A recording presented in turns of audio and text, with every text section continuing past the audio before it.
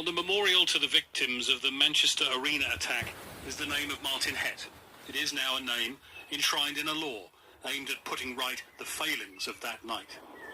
Because Martyn and the 21 other victims paid the price for what the inquiry into the attack called serious shortcomings in security.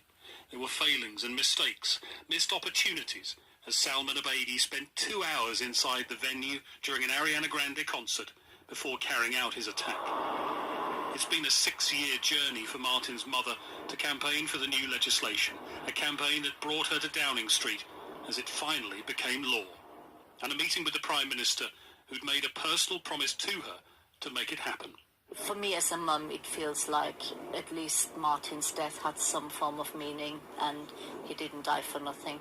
It's just great because today we were in Parliament and there was a group of school children and I looked at them and I thought, yeah, this law will keep you safe in the future when you're out and about enjoying life.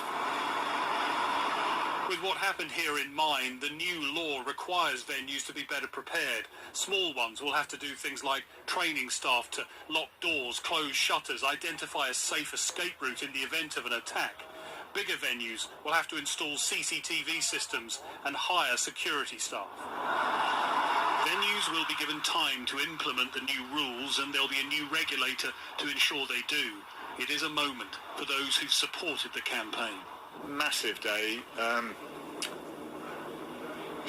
actually really emotional. Sorry.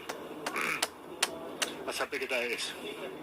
Bless him. It feels like the conclusion of a 42-year career in which I've spent my time fighting bad guys, and this is probably the most powerful tool that we've ever deployed.